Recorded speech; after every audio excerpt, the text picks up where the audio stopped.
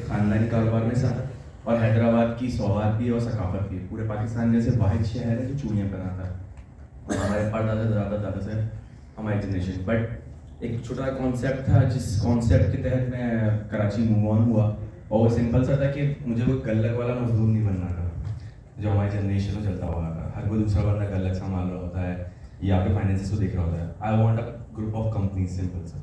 I want कि कैसे KFC, कैसे मैकडॉनल्ड्स, कैसे डिफरेंट कंपनीज होती हैं, उनकी कभी भी फ्रेंचाइज से कोई बंदा कैचअप के साशे चुरा के नहीं भाग रहा था।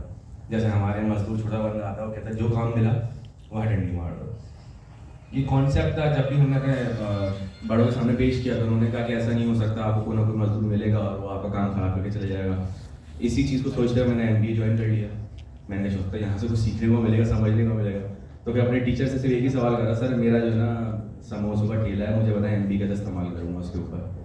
तो मेरे सवाल तो मुझे सर उसे इस तरीके से होगा कि सर मुझे इस समोसे के ठेले के ऊपर अपने MBA की स्ट्रेटजी इस्तेमाल करनी है। और मैंने लिटरली सर से ये सवाल करे और वो स्ट्रेटजी सीखी और फिर समोसे का ठेला भी खोला और फिर वो डूब गया।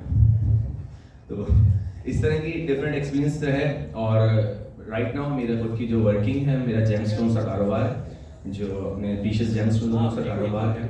बाकी SDGs की मेरी खुद की NGO है जो कि SDGs के ऊपर वर्किंग कर रही है। साथ में क्लाइमेट एक्शन और अर्बन गार्डनिंग के ऊपर मेरा खुद का एक इकोसिस्टम स्टार्टअप बनाया हुआ जो कि अर्बन गार्डनर्स को सपोर्ट करता है कि मार्केट को कैसे टैप करना है और AI उनको कैसे असिस्ट कर सकता है कि अर्बन गार्डनिंग को बेटर कैसे कर सकते हैं। तो दीज आर सम वेंचर्स। बताइए जो आपका ग्रुप ऑफ कंपनीज बनाने का ख्वाब।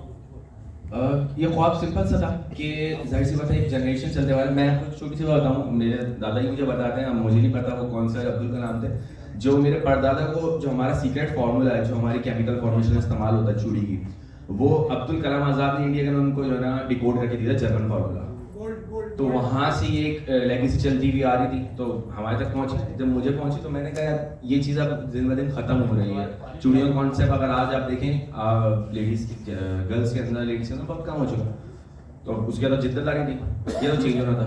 तो सिंपल सा मुझे चेंज समझ में आया। मैंने डिफरेंट वेंचर्स किए, डिफरेंट चीज़ें करी, स्टार्टअप्स किए और इन स्टार्टअप्स के साथ बंदों को जुड़ना शुरू करा और अपनी मेंटरशिप शुरू करी। पब्लिक स्पीकिंग ट्रेनिंग सेक्टर के अंदर आया तो वहाँ पे और इस तरह के लोग मिले जो मेरे स्टूडेंट्स बन सके। तो मैंने उनको अपने वेंचर्स के अंदर जोड़ा, साथ में लेकर आया और बस एक उस टाइम से ख्वाब एक बना लिया बस मुझे ग्रुप ऑफ कंपनीज वाला फॉर्मेशन देनी है, सिद्दीकी ग्रुप ऑफ कंपनीज। मेरा नाम रोहाब फैसल सिद्दीकी है। फिर से बता दूँ, R for rebellious Rohab, not Wahab. So thank you everyone. उम्मीद करता हूँ आप सबको मेरा नाम याद रह जाएगा। आवाज़ के लिए तालियां।